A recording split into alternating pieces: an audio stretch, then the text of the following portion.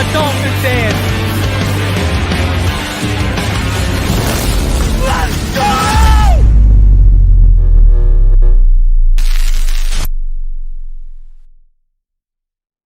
What is good, Fit Nation? What's good? It's your boy Reason, and we're back here for another one. And it is the Roundtable crew. Richmond, Webb will be joining us any moment. Until then, though, gentlemen, we have come a long way since we all gathered last time. We're going to get into the predictions. Some of you up here nailed it like dead on to the game where we're at. And I hate you all for being right about us losing to Kansas City and the Eagles, especially with the fashion we lost both games. I feel like I got screwed as well. We'll talk about all that though. But let's start it off. You know what? We're just going to kick it into high gear. Screw it. Why not? Listen, you were at the week 10 point. We're about to take on week 11, I guess. We're about to take on the Las Vegas Raiders and the thrilling offense led by Aiden O'Connell right now. But before we get into what you guys think about the second half of the season, I want to just ask a straight up question. We're going to start from Neal and rotate all the way down. Neal to Doug to all the way down. Gentlemen, in your opinion, has Tua Tagovailoa earned an extension? And it's a relevant question to ask midway through, as in the offseason, you know that's going to be top priority. Yes, even over Christian Wilkins. Neal, has he earned a $50+ million extension per year? Because that's what it's going to be. Well, if you're saving, if I'm going first and you're saving the best for last, that means the worst goes first. But what I will say is, yeah, I mean, I think that you want to lock up Tua, and he's earned it. I think the question mark was health. He's probably been one of the few Dolphins that have been healthy all year, right? Knock on wood here. So I think, yep. And also, I think it also creates flexibility in the salary cap next year where you can lower his cap figure from $23 million down and create some cap space. And, you know, I think right now you look at the landscape of the NFL and it's hard to slice him up and not put him in the top 5 quarterbacks in this league right now. Dougley, your thoughts? Yeah, he's how many different stats is he number 1 in the NFL? So it's like, yeah, he definitely deserves that extension. But the thing I'm wondering is, would he take that 50, or would he be like, oh, I'll take less? I don't care. I don't need to be the number 1, even though he deserves to be. That's what I'm wondering too, because, you know, you see what the team's going to be like cap wise for next year.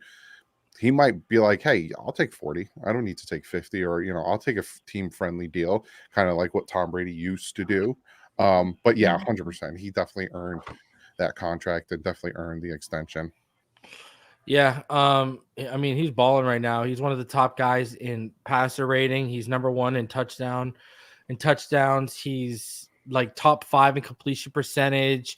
I think Sam Howell just passed him by like 167 or 169 yards, and CJ Stroud just passed him by 64 yards, but they both played 10 games, which obviously he hasn't yet. So, and that's just, we're not even getting into analytics and his EPA right now, because he's one of the best players in the NFL, let alone quarterbacks in terms of EPA right now. He's leading the position in EPA. So yeah, 110% right. He's leading so many categories, which, man, that's not going to work in our favor negotiating table. But Martin, your thoughts?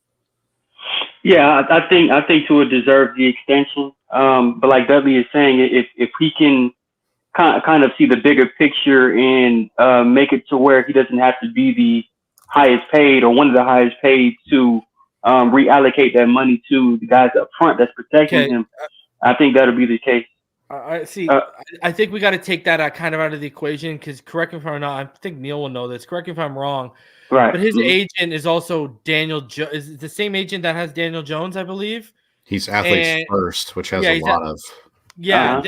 And what Athletes First is trying to do, actually, if you look at what their model, and they're trying to actually get all the starting quarterbacks in the NFL so they can monopolize how much. So, anyways, Daniel Jones.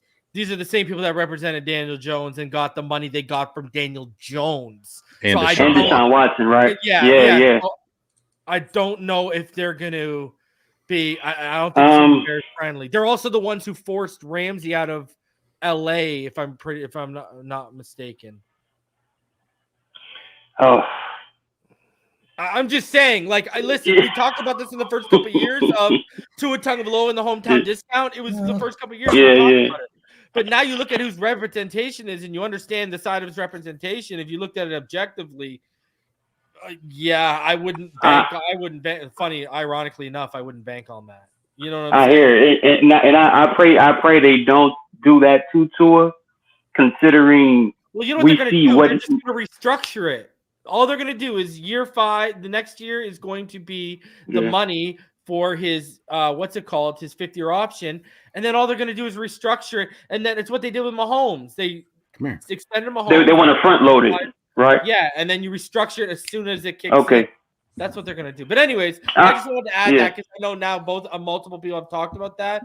I'm just saying I would, based on his representation, I wouldn't hold my breath. Is what I would just say. With expect the maximum based off of his representation. Dang. He deserves the extension, but along with the extension, I think we need to really find ways to keep offensive linemen in front of him, pretty much from the center to the right tackle. All of those guys need to come back. Where do you put? But I hope that's the case. In order? No. Where do you put the offensive line over Wilkins? What's your higher priority? Oh, offensive line. Well, I love what Wilkins brings as far as leadership, but production, the production outweighs, as far as the offensive line is concerned, more than Wilkins' production on the defensive line.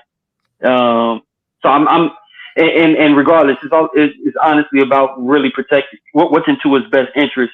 It's the protection up front, really, from center to right tackle. So I would invest heavily in the offensive line before Chris. Especially if you're going to pay him $50 to $60 million, you're also protecting your investment.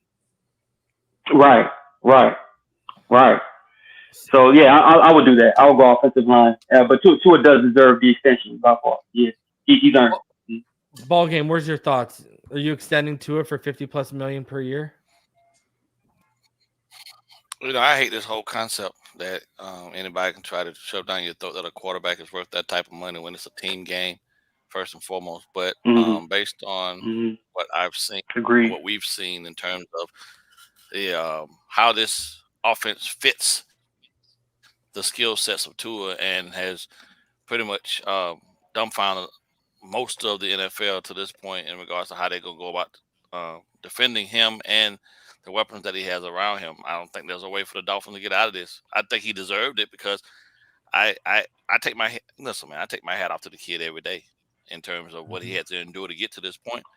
I think if you had 10 other quarterbacks go through exactly the same thing, eight of them probably wouldn't even be in the league right now at this point. So that alone, and the fact that he gets out there and he's gone through to get to this point tells me pay the man. You know what I mean? And he's proven to you day in and day out that he is exactly as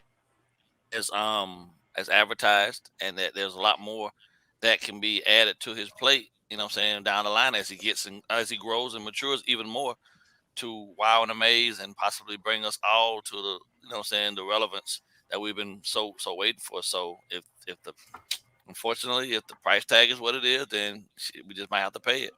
But he's earned it, in my opinion. I don't get deep off into this whole quarterback thing because I still feel like it's one of the most dependent positions on the field. But we have one of right now the greatest, one of the best young guns in the game as our quarterback, and trying to go out and find another guy and start over is just not something I don't even want to even deal with that.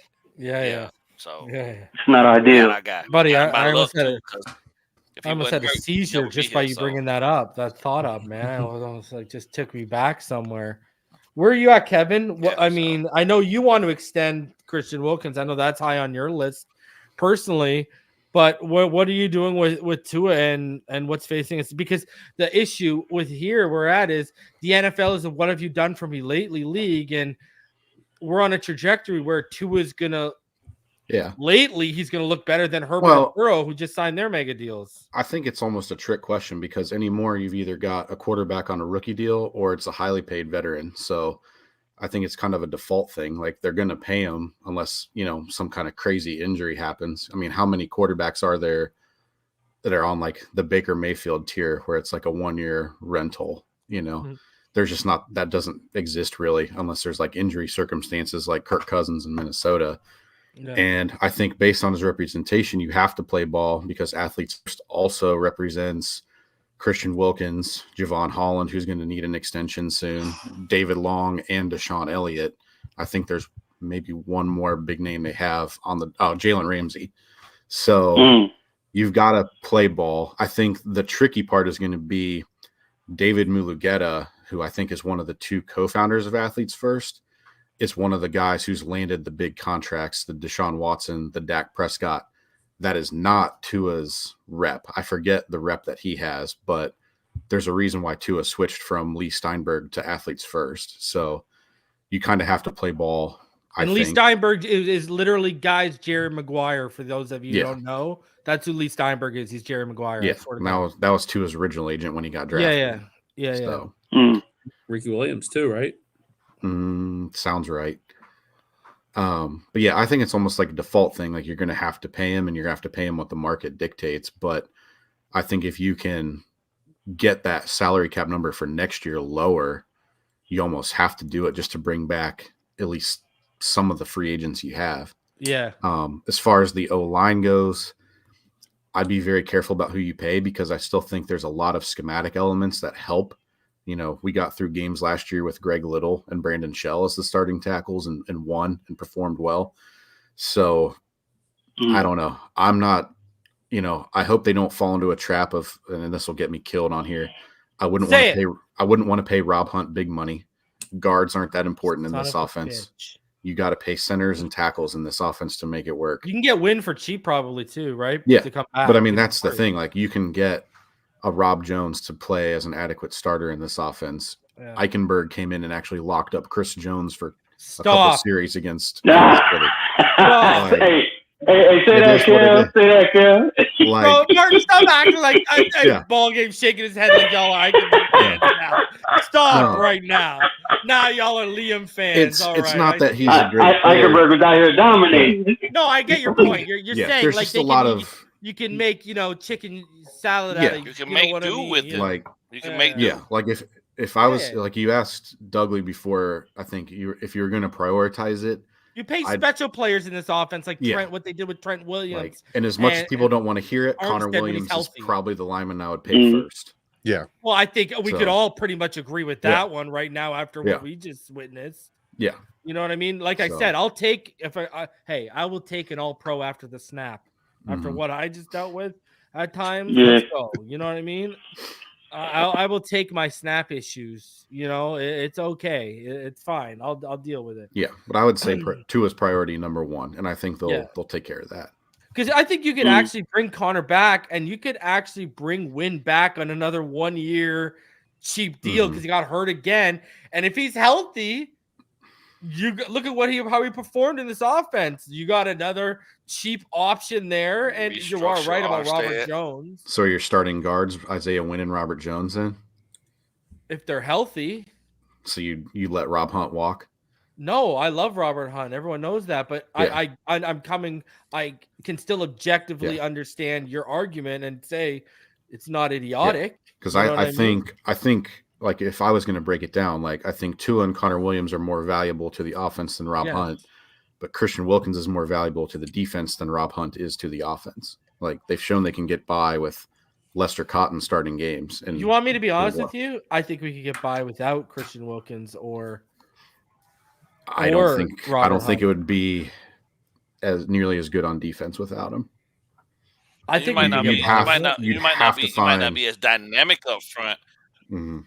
But manufacturing pressure is something that none of these guys are foreign to. I just think that when you $25 million for a defensive tackle, that's just mind blowing to me. When you got to franchise tag him, that's it. It's not even a question. There aren't even really that many teams that are actually committed to the run more than they are to pass. You know what I mean? And he playing this year. But my thing is always, where was that when we needed it the most? You feel me? I think a lot of that. Now you playing for a contract. And schematic stuff, though. I love Flores him. And Boyer. I love Christian. Don't get me twisted. I love him. But down there inside, up front, like those guys do, you space eat. and with an opportunity to get to the next level. And they've struggled. He struggled doing that when we needed it, when there wasn't that much talent around him. And now that there's talent around him, now you want to show up and do like I don't know. It just frustrates me now at this point. This seems to always happen. He's played so many snaps every single year. That's Ndamukong Suh level snaps. He's gotten better. I'll give you this. Yeah. He's getting better. He's gotten better every season. I give you that, right? From when we drafted him to now. But me personally, I thought there would be a larger jump for him based on where we took him and how long it took him to get here. This point's a little disappointing to me. Now, don't get me twisted. I love him to death because I love his energy, and I think that he's the heart and soul of that front seven up front in terms of the energy to get guys going and to pull things together. But 25 million? I think you just hit on that's what he's going to ask for. Yeah, I'm not saying we're talking top tier wide receiver money, man. Like that's what we're talking about here. Like we're talking about like game impacting, game changing wide receiver money. Is what we're talking here. And Christian's not a game changer.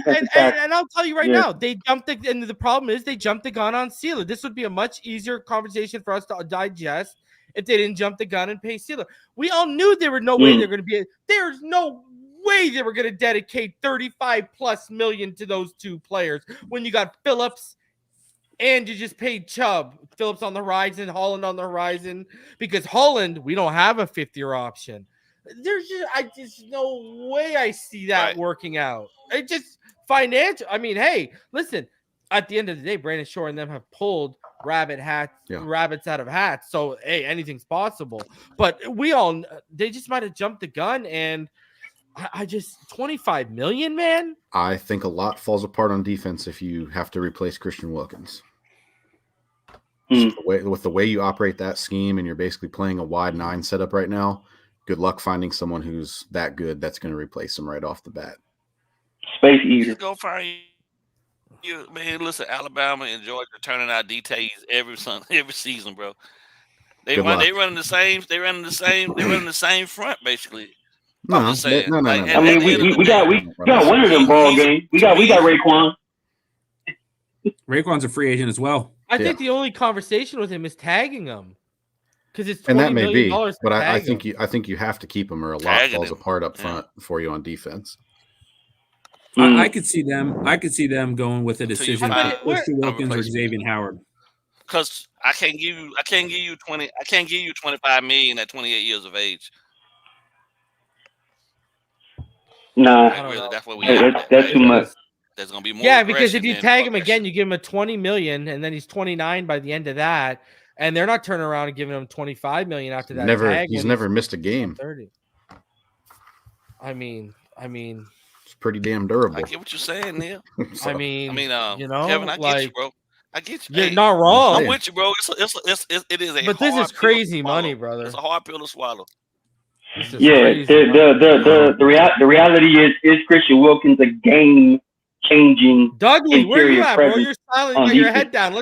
Let's put Dougley on the spot. Let's go. What's your thought? If I'm paying Christian Wilkins or not? Yeah, 24+ million. We won't even put it at 25. Oh God, I don't even know. That's what I heard the number was at before the season. Now if he performs, I'm sure he's coming back and being like, yeah. That's also the average annual value last year too. He's at franchise tag this year's 20.5, I think. Yeah. And he's at like 3.5 sacks right now. 4.5. 4.5. Yeah. It's like that's not bad. That's not bad. Well, that's good. What do you mean? That's good. Yeah. He's going to put up career numbers in the sack department. Like you said, they jumped the gun on Sealer. How many of those came against the Giants, though? I think 2. Remember, I saw everyone started talking about our sack numbers after the Giants when we put up. And I'm not to talk about Christian. Everyone's like, I saw on Twitter, Dolphins Twitter. Never ceases to amaze me. All of a sudden, look at our sack numbers, buddy. We just put up 7 on a team that didn't someone put up like 12 or 13 on them? The week before. The week before that, okay. Yeah. So we put up, and who was it? The Panthers or something like that? Who was it? Yeah, he had 2 against the Panthers. Yeah, they ate him up. No, but he's referring to which team put up 13 sacks against the Giants. I think it was the Seahawks you're talking about. Seattle. Yeah, in the previous game. The Seahawks. It was. You're right. Correct. Yeah. 100%. And so, listen, my thing with Christian Wilkins is Has he been consistently dominant, or has he been sporadically dominant this season? Because I've looked, I tend to lean more sporadically, but more so he's been more dominant than Sealer. That's for sure. Like I said, you take him out of this defense. Good luck replacing him with how this scheme operates. Yeah, for me, I love the guy. I hate the price. What's the tag. cap number? What's the cap next year, Neal? What's the cap next year? I know you know what it is. What's the cap next year? What are we projected to be, or the number? What's the number? What are you? What's the? I don't know it off the top of my head. But like 100? Was it 210 million? Something like that? Yeah, I've done the math, and I think we can comfortably not enough without touching Xavier Howard. We get to about 27 million under the cap.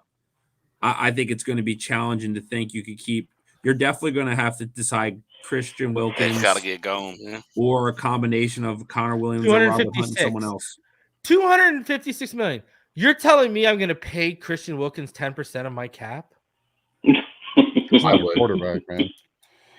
I would. When I pay a quarterback 20% of my cap, are you nuts? He disappeared against the Chiefs and the Eagles. That is crazy when you put that in. No, that's no. He did not disappear against the Eagles. Okay, you don't do that, Deadly. Don't do that to me. Do not. Do not. No, he just wasn't doing the Deacon Jones head slap like Jalen Carter wasn't getting away with it. He just needs to do more band plays, and he'll be fine. What's up, Richmond? What's up, fam? What's up, Richmond? Pretty good, man. Pretty good. And reason, honestly, what this conversation is boiling down to me is the window that we have. You know what I mean? With all the players that we have on the roster right now, this actually overemphasizes how crucial and how precious this window is that we have with these many, good players on the roster that all demand their pay, and it's all based off of they all deserve it too. So, man, if we can, have all, make all minds think alike, great minds think alike situation. If we can get everybody on the same page and see the same vision, man, this is, again, one of the 2-year window that the Dolphins have to keep like major pieces in place to go after a championship run. And I think we have it right now, but what's going to transpire, we just don't know. We really don't. Tricky Torres donates $1.99. Reese's Pieces says, reason you predicted our D improving, the Bills window closing. Now it's time to predict Miami going 12 wins and going deep into the playoffs. Fins up. I want to get your guys' thoughts on it, man. I mean, take it away whoever you want, jump to whoever you want. Let's start off with you, Dougley. Guys, the Bills lost yesterday. I mean, like, gentlemen, Dorsey was the scapegoat. It seems like it's McDermott. It's just inevitable. Stephon Diggs' brother, Trevon Diggs, is basically tweeting they need to get him up out of there. We know that. I mean, Stephon Diggs, he's going to be. I mean, Neal spoke. We were talking before we went live here because Neal's from the Maryland area. Stephon Diggs wants to go back near home, and Baltimore's always looking for new receivers. Dougley, I mean, the implosion is real. I mean, I thought we had it all right with the Jets implosion and the Patriots real implosion happening right now. And it got even better, bro. It's like, we're sitting back, like shining our rings and making sure our crowns are tilted properly. How are you feeling, Doug? Like, let me get your thoughts on this Bills sum. And do you think we're going to win the division? Do you think we're going to run away with this now? They have to. It's like, at this point, what's going on with the Jets and how they have a great defense, but their offense is hot garbage, and they're sticking with Zach Wilson because there's something I have said multiple times. There's something with Aaron Rodgers and Zach Wilson that they won't move off of Zach Wilson. It makes no sense to anyone. Should have got Joshua Dobbs. Didn't do it. Sticking with Zach Wilson. Fine. Stick with Zach Wilson. Then you got the Buffalo Bills. They're falling apart. They had I think they had 2 players only meetings. All of a sudden, they get rid of their offensive coordinator. Like, he was the reason that they had 4 turnovers last night. Like, it makes no sense. But you look at the Bills' schedule, right? After they play the Jets, I think they're on a bye. They play the Eagles, the Chiefs, the Cowboys. If the Dolphins take care of business and beat the bad teams like we're supposed to, and win the next 5 games, and Buffalo loses those 3 games, we will have clinched the AFC East by Christmas Eve. And those last 3 games are just about playoff spots. Like, when has the last time we've ever talked about stuff like that? And it's just everything is falling into place. And I'm loving it because Buffalo was talking real spicy in the offseason. Oh, Josh Allen this and Josh Allen that. Josh Allen sucks. I've been saying that forever. He looks like he's really look like he's it looks like he's I don't know, man. It looks like he's regressing a little bit. Yeah, and that's true. And man, when you just said what you said about clinching by Christmas, all I could think about was Clark Griswold when he snaps and he got home and New Year. Jelly of the Month Club. Richmond, go ahead, Doug. Last time we clinched, last time we clinched a playoff spot was when we beat Buffalo in Buffalo on Christmas Day. Didn't we clinch the playoff spot? Yeah, around 2016. 2016 was Christmas Eve. Yeah. Come on. Do it again, man. Let's do it again. How the hell do you got, man? Who the hell remembers that little God? Jesus Christ. I remember it because I was completely hammered at my family's Christmas. Oh, that's even more reason not to remember. I'm sitting here like I can't remember like what my kids ate for lunch a couple of days ago. Almost been Andrew Frank's forever. It's been so few and far in between. It's been so few and far in between. They stand out. You feel me? So see, well, you know what I remember? I remember it's been a long time since we've been in a space like this. The three things I remember from that season is the unicorn line and J.J.'s production because of it.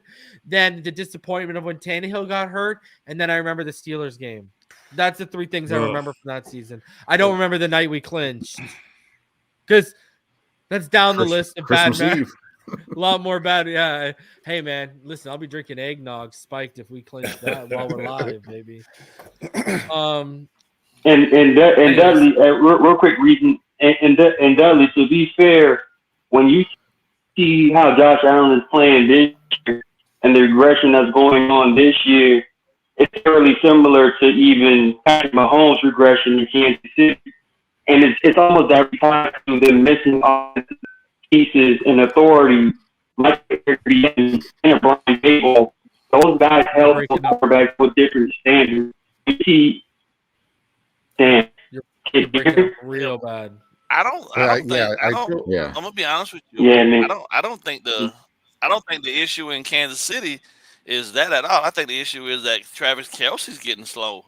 Travis Kelce's not being able to do the things because I don't know. I've watched that team enough to know that when Kelce's not on the field and 100%, when Kelce's not dialed in, they look like crap. Yep. Hands down. And when he doesn't play, they don't win. It's very few games that Kelce is out and they still get the win. And then when he's not 100%, and they're not, he and Mahomes are not on the same page. Because that's it. Anybody, y'all know football. The quarterback's best friend is a tight end, right? That dude is always open for him because he's standing right there in front of him and just moving into space. And when he can't do that for him, Mahomes looks like a lost kid out there looking for his mom in the middle of a freaking Christmas rush for shopping purposes. You know what I'm saying? So what you're saying? It's not just Tua that needs weapons in a system. It's every quarterback in the NFL. Bam.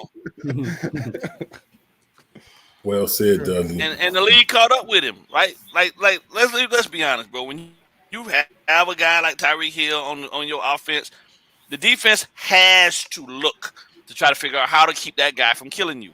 They don't have that element over there. They went back and grabbed Hardman again, but Hardman was never a guy that they could ever truly rely on, and he can't command the type of presence on the field like Tyreek does.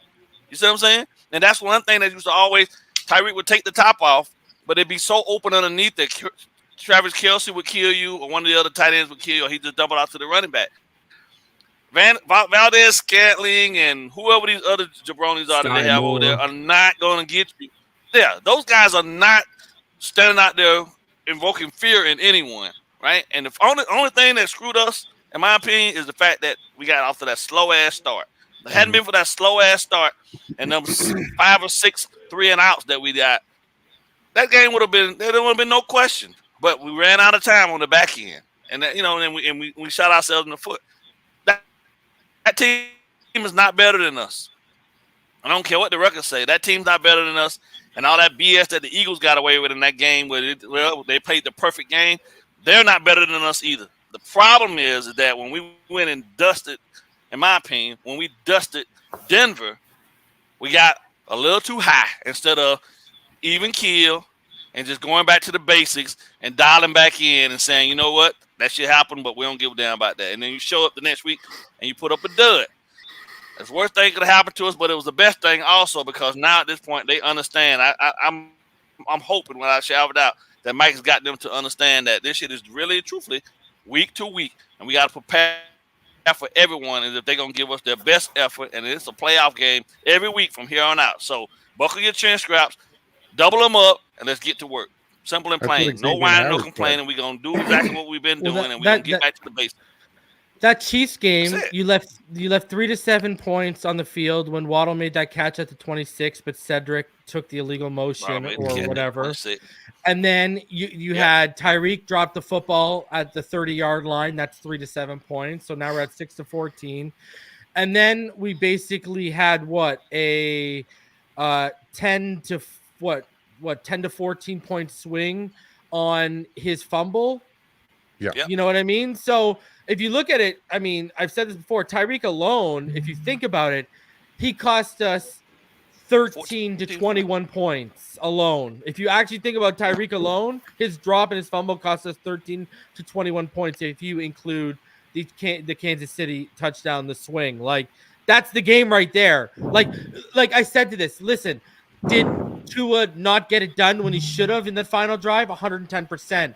But if you actually think about that first half, should we have been kneeling the ball or should we have been trying to hit a guy in stride for a game-tying touchdown? We should have been kneeling the ball, but we didn't TCB in the first half, take care of business. That ended up being the problem. I think one of the underrated factors in that game is they went 3 of 10 on third downs. And I looked it up. They had, hang on, I got to pull up my other screen here. Are you talking about the Dolphins? Yeah, so they had 7 drives where they ended up with a 3rd and 10 situation. Yeah. 6 of them, they had penalties or a sack. Yeah. So, I still think there's something to be had there in terms of, game management, play calling operations, Tua getting people to the line on time because 2 of the 3 penalties were procedural. The other one was the Connor Williams hold on I think it was like a screen or an end around play. That first penalty should have never happened on. That's twice that's now happened in the last 3 or 4 weeks on the opening drive. We've taken a penalty like that. And then you had one of them was when Lester Cotton got destroyed for the sack, but the other one was a corner blitz where they didn't have a hot called. That's still the ticky-tack stuff that was present all last year. And I think the fact that it pops up in road games, we saw it in Buffalo, Philly, and in Germany, that's the one big thing I worry about. And if you look at how good this offense is, I pulled this up too. Going into this week's games, they're only 17th in the league on third downs. And I think they were behind teams with rookie quarterbacks. They were behind Houston. They were behind Carolina, of all teams, Green Bay, Denver. That's not good company. Well, look at how good we were on third down for that first half of the season before Tua got hurt last year. Yeah. We were really good on third down under him. Hold on. I got one more. So that's what you said. It's what you said, bro. We keep finding ourselves in third and long situations. In the 3 losses this year, they're 10 out of 33 on third downs. In the 6 wins, so that's 30%. In the 6 wins, they're 28 of 63. That's 44%. And defensively, we had the Chiefs at 3 for 10 on third down as well. That was one of the best defensive performances I think we've seen in 10 years. One of the best defensive Go ahead, Neal. I performances. know you want to add something. Yeah. No, back to your original question about Buffalo. I think their window's closed. I mean, with 6 gentlemen up on this panel like myself, I could say that anyone ever date a girl, things weren't that great. It didn't have that spark early. Then you go to a bar and drink way too much, and you're fighting in the parking lot. I feel like that's where the Bills are. Stephon Diggs wasn't happy before the season started. As soon as adversity hit, things are going to go south there. There's going to be finger pointing. There's nobody really taking accountability and leadership. Instead, they make knee-jerk panic moves like fire their offensive coordinator. Leslie Frazier left before the season for reasons that weren't really announced, but I think we can all connect the dots there. I think there's a bad culture in Buffalo. Maybe their fan base has a great culture, but something in that building isn't going the way it's planned. They missed their window with Josh Allen on his rookie deal, and I think Josh Allen's regressed a lot. I think he looks more like he was prior to that breakout year, and their schedule coming up is brutal. I could see them losing 5 more games. I don't see them. I don't see them making the playoffs at all this year. Actually, I fear the Jets more than I fear the Bills. I fear the Texans more than I fear the Bills right now, especially knowing that the Bills got to come. That the Bills got to come to the Rock. They lost their top captain on the defense. Shout out to Tricky Torres. He donates $2. D-Firm says, Buffalo, look at me. We're the captains now. Tricky Torres comes and says, hey, recent Dougley, please consider having jobs on your shows. Dude is very knowledgeable. Greetings to Mr. Webb, BallGame. I think Dougley's had him on before. G-Firm says, Josh Allen suffers from arm arrogance. And shout out to Brad for becoming a member. And then G-Firm says, let it be known we're the new landlords and about to raise that rent in the AFC East. So, listen, let's get your thoughts. Richmond, I mean, you played against Buffalo as much as you did. You saw the Jim Kelly, Thurman Thomas, Bruce Smith era. You saw when they were built to be a playoff team, and they just couldn't win the game that mattered for 4 years in a row. But anyways, what are your thoughts of what you're seeing in Buffalo and where the AFC East landscape is right now for the Miami Dolphins? Yeah, I still think Buffalo has enough players to make the playoffs or whatever. But I do think I agree with Neal and BallGame and the rest of them. I think it's something internal. Anytime.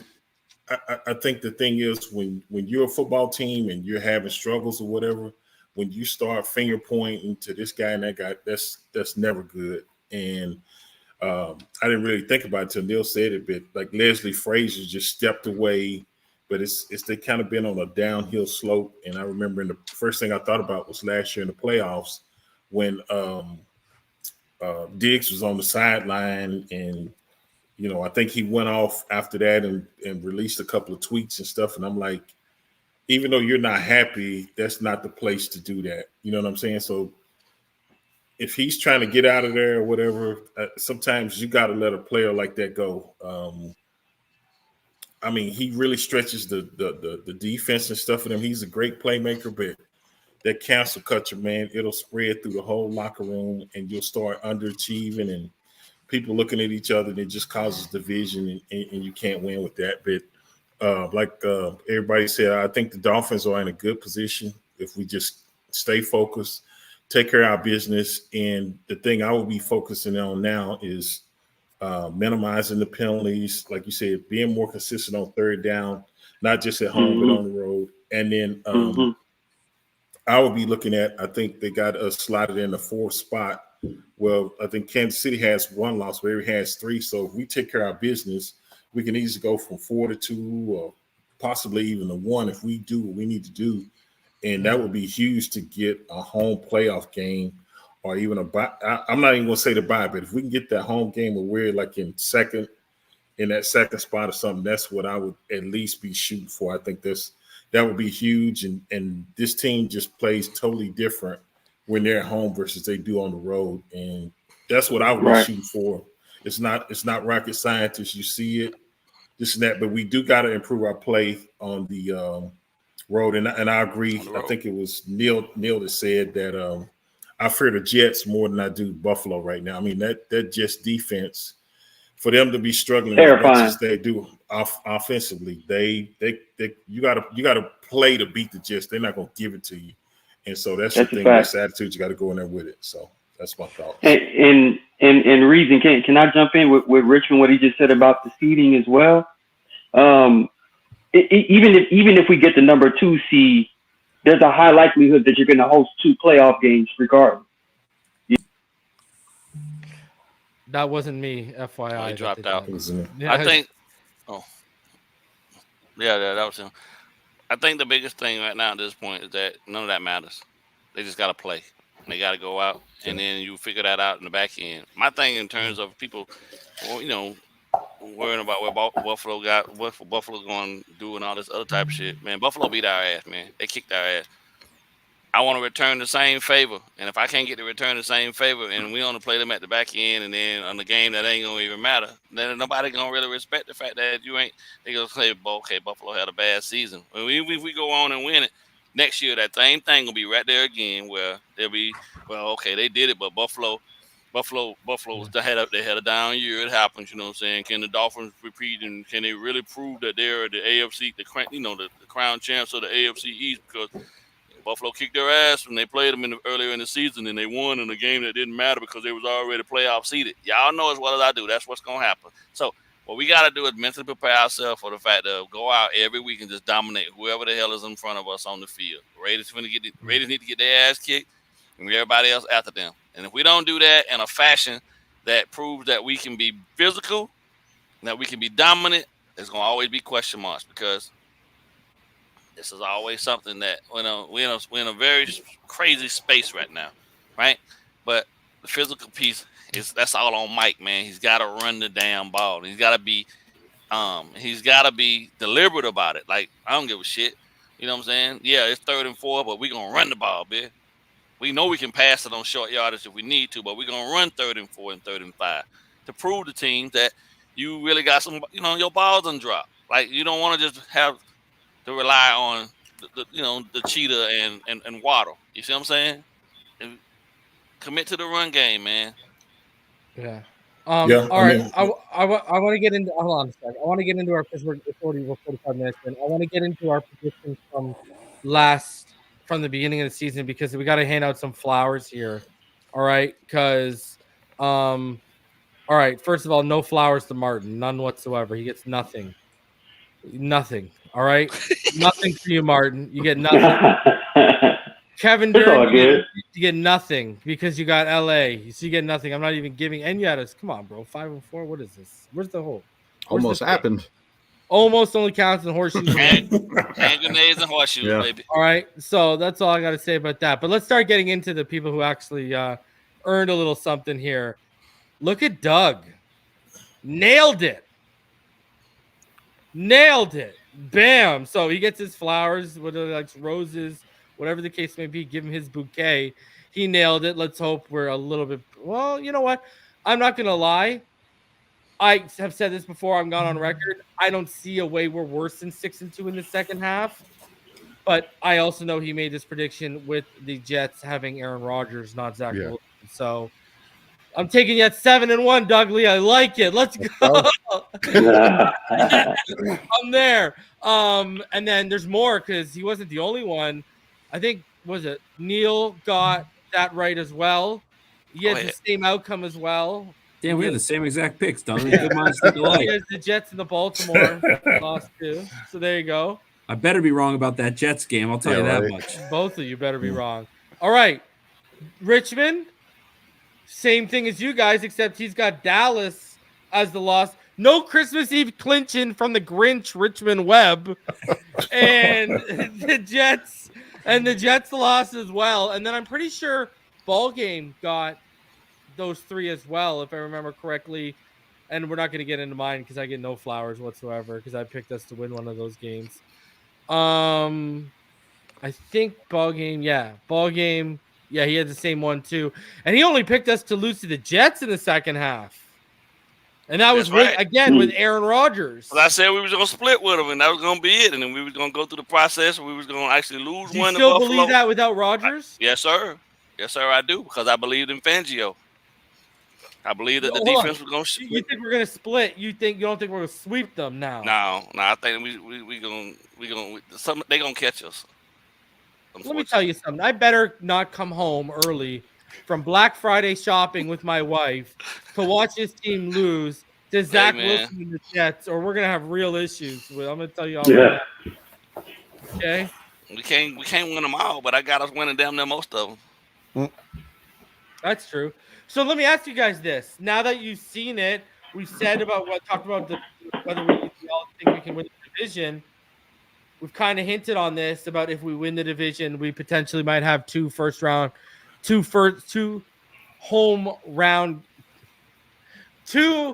playoff games in the first and second round. What's the expectation now for you guys, even at 6-3? Let's start with you, Kevin. is it more than one playoff win? If we have to play on the road in the playoffs, I think they're losing. So if they get home games, I think they win the home games. Remember for me to invite you to my watch party. That I'm just being honest. No bullshit. Just straight to the we losing. Bro. It's over. I love it though. Hey, shout out to Don. He says I want to thank you for the great content. All right, Neal, let's get your thoughts. What's the expectation if they are on the road or if they're at home? 6-2, 12-5 overall record, number 2 seed. I think they can beat pretty much any team at any time if they play their game. So I think they can definitely win more than one playoff game. I put it in August. I took Miami 27, Philadelphia 24, and I'm sticking to it. First time in 36 years being a fan that I picked this team to go that far too. So I am a homer, but this wasn't a homer pick. Dougley, what do you think? Yeah, I agree with Neal. I think around 12-5 still. And yeah, actually, you know what? I might do better. No, 12-5. Let's take a 12-5. Be conservative. But I think they'll get a first. I think the first game might be home. See, what scares me is the AFC North. They might get that second seed. But again, it all depends on that Ravens game. But I think, with the right opponent and like Neal said, they play their football, I think they can win on the road. But the biggest thing with winning on the road is the noise. And the Dolphins are very methodical with their snap count and everything. So, but yeah, I think they definitely win a home, at least one playoff game. Well, and reason, if I could throw one thing in, like if say they go on the road and they play Jacksonville, I think in my basement I can create a more ferocious environment than they can in Jacksonville. So, you know what I mean? Like it depends. I guess it just depends. Like, winning in Kansas City might be tough, but like, we've won in Baltimore. Which is loud. The Bengals could be a cold game that's tough if we ever had to go there, but I don't see how we'd have to go there. But let me ask you this guys. Okay, are you guys really worried about winning on the road if we learn how to win that first playoff game? Because I've spoken about this. There's levels to winning and learning to winning. I mean, look at Mike McDaniel, for example. He came from a coaching tree under Kyle Shanahan where he's a perfect example of his levels to winning. He hasn't learned to take that final step because Joe Burrow and the Bengals haven't. Blew a 28-3 lead on that offensive staff with the Falcons, blew the lead to the Chiefs with the 49ers. I mean, Tyreek and Jalen Ramsey, I don't count Ogg because he was hurt, are really the only ones on this team that have been there and know how to win to the final level, right? And so the first step is winning that playoff game. And wouldn't you guys be a little bit like, you could tell Kevin has, and this is, I'm like, you have zero confidence we can win on the road. But wouldn't you have a little bit more confidence if we won that first playoff game at home? Because you've seen teams, and we talked about just to be clear, I said if they get a home playoff game, they'll win it. I said they would win as many home playoff games. On the road, you said they'll lose. Yeah. But what I'm saying is, wouldn't you be confident, a little bit more confident on them on the road if they won that first playoff game, whether it was on home or not? Not necessarily. Like if they play someone like Pittsburgh at home and beat them, like I don't know if that's a great measuring stick. And there's just a pattern of evidence that's piled up with them in road games. I don't think Pittsburgh's going to be there by the end of the season. Well, I'm just saying hypothetically. Like, yeah. But I think there's a mounting evidence of them not performing in road games. Like, they're 4-9 under McDaniel. They're 4-9 under playoff teams. The 2022, 2023 playoff teams, they're 4-9. Guess what? They're 2-1, 2 wins and 1 loss are at home. The rest are on the road. So they're 2-8 on the road against them, 2-1 at home against them. 2022 playoff teams. What do you think, BallGame? What are your thoughts on this? Well, I just think I just don't see us winning all the games going out. So You're good. I don't think that. I think they'll figure it out, man. To be honest with you, I mean, if you look at the games that we have, it's not like we just playing the worst of the worst down the stretch. And a lot of the games that we have will have some level of a playoff atmosphere because anytime Dallas go anywhere, that's a big game. The Baltimore game is going to be huge. Hell, the division games in themselves bring a different level of intensity to them. So as long as I think they got to learn how to start fast and finish strong. I have enough confidence to believe that they'll figure out exactly what they need to do to tap in to get the game finished and won wherever they are. That's the whole question about how they're going to evolve. And if I sit here and say they won't be able to do it, then that kind of puts me on the opposite end of believing that they'll actually ever get to the Super Bowl. I gotta believe that they'll figure this thing out, right? And I think that with with Vic being around to be able to kind of calm, Mike down a bit to make better decisions down the stretch when you need them the most.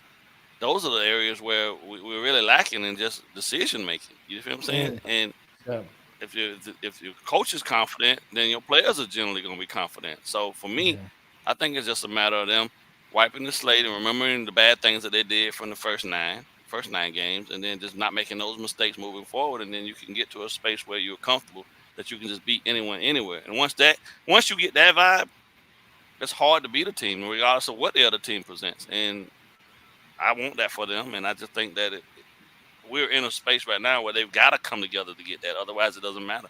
You're just a team that evolved. You're just a team that won more games than they won in the last decade. But at the same time, you can't get over the hump. Then what does that say? You're not ready. Shit. When they gonna ever be ready? So, for me, it's now or never, bro. Really, what it comes down to, and they just gotta embrace the fact that nobody gonna give it to you. You gotta go take this shit. So, and defense is coming around. Offense has got to add another. Offense got to get more guys involved. I think what his greatest tool is at distributing the ball. Go ahead and get Claypool involved. Figure out a way to get Schwartz out there too to put that 4.27 speed to use. Even if it's to run deep routes, just so that Tyreek and Water don't have to do it as much. You know what I'm saying? You got to find ways to throw defenses off of what you've shown them over the last 9 weeks, and then use the big body, man. I mean, the one thing about Claypool that I do know is that the guy doesn't shy away from contact, and that's a big-ass body to have out there to be able to run 4.4. You got to find a way to get that on the field because that's going to create a whole different element that defenses have to defend. And I know Tua and Mike want to get Tyreek his 2,000, but what's more important? At the end Martin, of the day, the individual accolades don't mean crap, but you can't win though. So I'm sorry. It's all good. Martin, what's your expectations? What are your expectations for the playoffs after the first half? Yeah, and don't mind me, fellas, if my internet goes out again. I got TV antennas on my internet right now, so just brace yourself if I cut off again. I want to say that if we have a home game, it's going to be too electric for us to lose. You know what I mean? Offensively and defensively. I don't see us losing a home playoff game. And like you said, if we find a way to win and we find that next level and the next game is an away game, then we might have figured something out. But again, with that number 2 seed, if we get there, that's 2 home playoff games until we meet the number 1 seed, if we even get to that point in the playoffs. So if we have the opportunity, if we win enough games and we get an opportunity to make the playoff, I anticipate not only a deep run, but a historic run from the Miami Dolphins, because we haven't been in this position in a long time. I don't think they're going to not seize this opportunity. What are your expectations, Richmond, for the playoffs with this team? Well, I definitely think we have a playoff team. I think the thing for me now is by midway through the season, everybody has seen just about everything you can do. So right now, I think what's important is minimizing mistakes and stop making penalties and stuff to either take us out of scoring position or, like we were saying earlier about, instead of being 3rd and 5, you're 3rd and 10. It's a lot harder to convert and keep drives going. continue to take it one game at a time. And I think if we do that, I think the rest will take care of itself. But I think the thing you focus on is since it's really going to be nothing new under the sun that a lot of teams haven't seen because they get all the film, this and that, is really becoming a better chess player, making the adjustments you need to make. It's okay, if they're taking this away, then this has to be open. And this, I think, works coming together collectively as a staff, whether offensive or defensively, and say, okay, if they do this, then this has to be open. And I think that's where you really start to get in a rhythm and start making those plays, winning those games. And I think once you get in that rhythm, your confidence definitely shoots through the roof. And if they do that, because we have everything we need, it's just being more consistent and minimizing the mistakes and this and that. And I think we're on our way. So as long as we just stay focused, take them one game at a time, and do just the little things, I think we're gonna be fine. All right, finally, guys, I'm putting you on the spot. I didn't prep you guys for this at all, but I'll give you a little bit of a prep while we're live. I'm going to go one by one through you guys. I want your offensive MVP, your defensive MVP, your biggest surprise, and your biggest disappointment for the first half. Now, that could be a player, that could be a moment, that could be a thing like, for example, my biggest surprise was how well the offensive line has played through the injuries. And my biggest disappointment was the stars fading in the brightest moments when we needed them to. Or it could be a player examples. So, Neal, because I know you're probably the most prepared because you probably sent out a tweet regarding some of this. I want to hear give me those four things: offensive MVP, defensive MVP, your biggest surprise, and your biggest disappointment in the first half. Yeah, offensive MVP is definitely going to be Tyreek Hill. And, I know Tua's playing great. Raheem Mostert's playing great. Tyreek Hill's on pace for 2,000 yards. He's having a better encore than even the season he had last year, which is just remarkable. I with you. I think in some of those big games, he's let us down a little bit, and I think that's going to be important here on the back half is in one of those big games to him to make some big plays. On defense, I give my defensive MVP to Bradley Chubb. I think Bradley Chubb has been as advertised this year. The 4 forced fumbles leads the league, 6 sacks, just playing really good, starting to flourish. I'm with you on the offensive line being my biggest surprise. I didn't honestly even have a lot of hope for Butch Berry, but for where this line is to be ranked around the top 10 lines in football right now, I think that's just a small miracle, especially overcoming the amount of injuries they've had to face. And honestly, my biggest disappointment, and I'll preface this by saying I think he definitely turns it around in the second half, but I just feel like Jalen Waddle hasn't played to the bar that he set his first 2 seasons, whether it's been nagging and injuries, just some inconsistencies in the drops, and he's getting knickknacks everywhere. I think the bye week could have came at a perfect time for him, but it's hard to be nitpicking and find something bad. For the Dolphins overall, they're 1 win away. If they beat Philadelphia and they're sitting right now at 7-2 and they have tied for the best record, people are going to say they're the best team in football. So they are just, in my eyes, in the first half, 1 game away from being the bar of what the NFL is right now. And I think they're right on the cusp of that anyway. Dougley, your offensive and defensive MVPs and your biggest surprise, the biggest disappointment in the first half. So my offensive MVP was a big toss-up between Tua and Hill, but you got to give it to Hill. Hill's just absolutely – he is the offense. That man is doing fantastic things, even though he's had his few hiccups here and there. He's on – like Neal said, he's on pace for 2K. If Achane didn't get hurt, I'd probably put him there. But the fact that he unfortunately got hurt, you got to go with Tyreek Hill. He's just doing fantastic. My defensive MVP – this one's going to be a little controversial because of how much he's played, but for me, it's Jalen Ramsey. I knew it. The difference that this defense is with him on the field. Yes, they've had some good games without him on the field, but first game, he gets the interception, and then against the Kansas City Chiefs, you can see Vic Fangio is calling the defense different now that he has corners he can trust. So for me, again, it's only 2 games, but my defensive MVP is Jalen Ramsey. My surprise, going with Neal. I feel like the 3 of us were banging the table for offensive line help. We were like, what are they doing? Then you hear the whole Butch Berry thing, and Bronco fans are laughing at us, this and that. the offensive line is really good, and it's 10 different offensive linemen up to the Chiefs game. We had 10 different offensive linemen playing, but only 24 quarterback hits, not including the Chiefs game. That's ridiculous. Tribute to Tua and his pocket presence, Butch Berry, but they're doing fantastic things. And my disappointment is that Chiefs game. To me, they should have won that game. There was too many mistakes in the first half, whether it was the fumble that, to me, I'll go to my grave. There's no forward progress. There should have been a tackle for loss. The penalties or the drops that kill drives on their side of the field. And then the last, 4 plays where you have, Raheem Mostert, 2 carries get you to the 31, but you throw it 4 times. It's just boneheaded moves and boneheaded things, cute plays, either the screens, end around, stuff like that. They needed to play smarter football, and they were still in it at the end. And to me, that's why it's the biggest disappointment. Richmond, who's your offensive and defensive MVPs, and what's your biggest surprise? What's your biggest disappointment? Yeah, I agree with them. I think Tyreek is definitely the offensive MVP. Just so everyone knows, I picked Tua on my show because of Tyreek's drops and miscues this season. But anyways, it's all good, bro. We on the same team. Ain't no big deal. It's all good.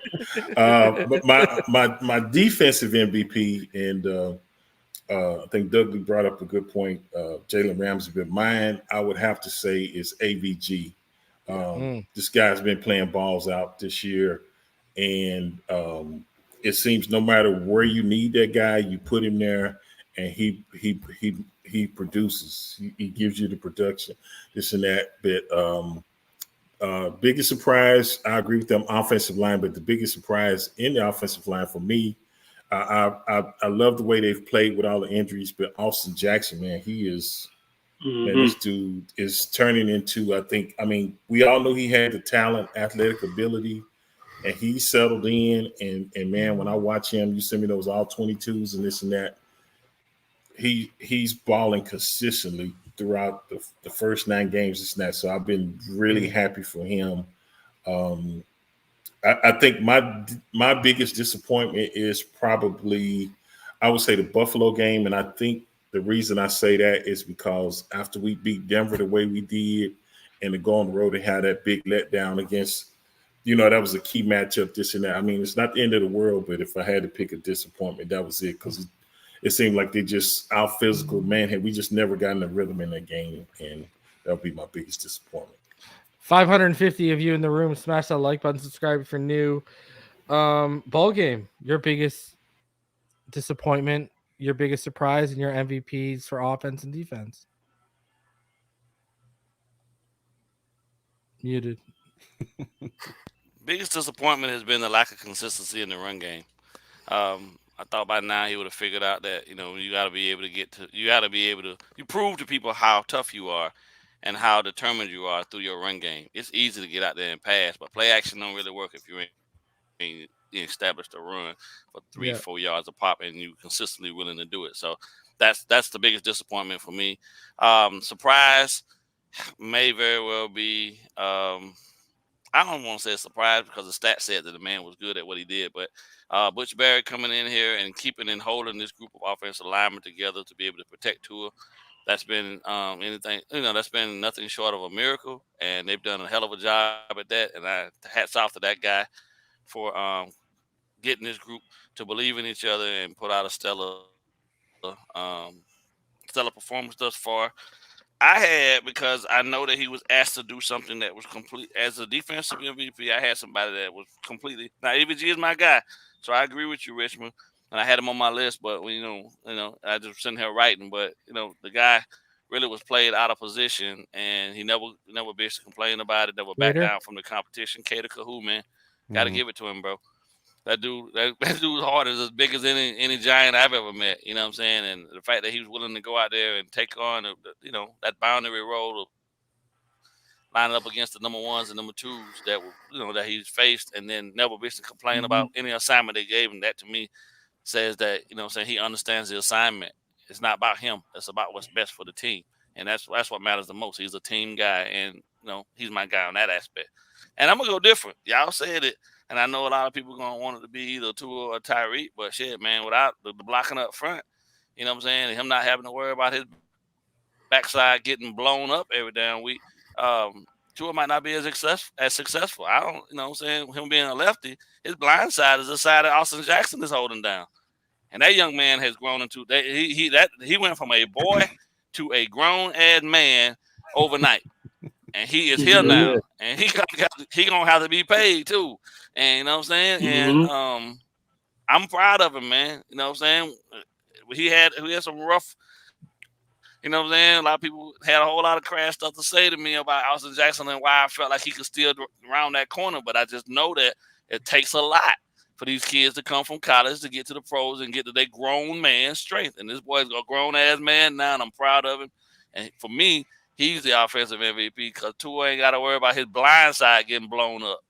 So, yeah, and Mr. BallGame, he's been putting in a lot of work, man. I'll give him credit because one of the things body is ridiculous, bro. You see him? Yeah, and on the bye week, he was putting in the work. I mean, like, he's one of the biggest surprises around the league. He looked like a surefire bust, and he's playing, to Richmond's point. He's playing almost as well as any right tackle in the league right now, surprisingly. So good for him. Kevin, let's hear your MVPs and your surprise and disappointment. Offensive MVP Tua, particularly because of the second New England game. That was a pretty sinister game plan Belichick put out there.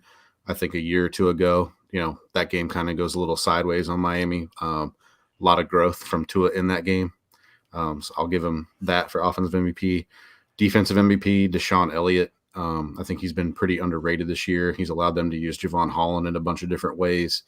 I think he's played really well on the back end on his own. I think that kind of held water while Jalen Ramsey was out. Biggest surprise, I'll go Kendall Lamb. I thought he might be all right for a game or two, but for as much as he's had to play, you really haven't noticed him outside that Buffalo game. And then biggest disappointment, let me preface this. I love Vic Fangio, but the defensive personnel usage kind of through the Philadelphia game was a disappointing thing to me because of how, the Andrew Van Ginkel experiment at inside linebacker didn't work at all. And he even admitted that was just like a gut thing for him, even after they did a film study on it. And then like the stubbornness with Cater Kohu, giving him some of those bad matchups. Like BallGame said, credit to Kohu for taking it on, but I just, some of those plays you knew wouldn't work. And that got you bit against Stephon Diggs. That got you bit at the end of the game against Philly. I think there were some other solutions that could have been had. But I think he's done a nice job turning it around since Ramsey's been back. Martin, your offense, defensive MVPs, and your biggest surprise and disappointment. And there he goes. And he's back. I got no answer. Yeah. Forward in this offense. Start over again. Start over again because you backed out. I backed out again. I'm sorry. Yes. It's like every time I talk, it's just chopping up, man. Yeah. But I'll give it to Tua. I'll give it to Tua offensively. He's maintained his health, and he's taken a step forward in this offense, and he has full command of this offense. I have to give it to him for that. Defensive MVP, I'm going with Kevin's pick. Deshaun Elliott. We did not know how impactful he was going to be the moment we signed him to this defense right now. And you have to take into consideration how low of expectations we had for him and how well he's played. I'm going to give defensive MVP to Deshaun Elliott. My biggest surprise is how quickly the Dolphins got this good this year, offensively. And I know you mentioned this last year, reason how, what we were doing last year for the first year was so good, but the second year, we were going to be like historically good. And I was surprised that we actually, we're doing that like the first couple games. Yeah. Am I still chopping up? No. If you see David Dupree says Martin should upgrade from AOL. That's awesome. I still got dial-up internet, man. hey, man, but hey, I mean, I wish I had it like that, bro. But not me. I'm surprised that the offense has been this good, this historically good. But my biggest disappointment I would equally have to say is I'm disappointed in myself for not believing that this team was going to be this good. That's my biggest disappointment. I wasn't expecting us to be, to step into those shoes of a team that can be looked at across the league as the team to beat, because we haven't been that way for the last 20 plus years, and for it to happen so quickly, I'm like, man, it's a pleasant surprise, but a disappointment in myself that I didn't expect this, considering the talent that we accumulated. So, and the coaching staff is equally as good as the talent. So, yeah, man, it's just good all around. All right, we're gonna try something new for final thoughts. Okay, because I'm gonna be back on Thursday with Neal for Fin Too Deep. I don't know if we're doing a show tomorrow with me, BallGame in Richmond. We'll talk about that. And then Friday, I'll be back for the preview and then live reaction on Sunday, all that jazz. Here's the new format. I'm going to go one by one. We'll start from Martin and work our way back. We'll go snake-wise. Your boldest prediction of the second half, Martin. Boldest prediction, undefeated. Wow. Kevin. They win a playoff game. This guy got the A1 bold sauce out. All right, BallGame, boldest prediction of the second half. Dolphins average 180. They average 180 plus yards a game on the ground. Jesus. A-Chan. Richmond, your boldest prediction of the second half. Number 1 seed. Oh, spicy. Dougley, your boldest prediction of the second half. Dolphins make it to the AFC Championship game. Neal, your boldest prediction of the second half. You're muted. Tua Tagovailoa, Super Bowl MVP. Damn, I was going to say season MVP. You beat me there. My boldest prediction of the second half is Tyreek Hill sets the receiving record and the Miami Dolphins beat the New Orleans Saints 2011 record of the most yards by an offense in the season. So I'll make those my 2-for-1 combo. It's a 2-piece. All right, listen, I appreciate all of you for coming through. Please do us a favor, smash the like button on the way out. And guys, it was always a pleasure. Thank you for the good conversation. And hopefully when we do the end of the season roundtable, I have another Super Bowl trophy over my shoulder right here. So fins up, smash the like button, subscribe if you're new. Appreciate all y'all. And we'll see y'all in the next one. Have a fantastic rest of your evening, everyone.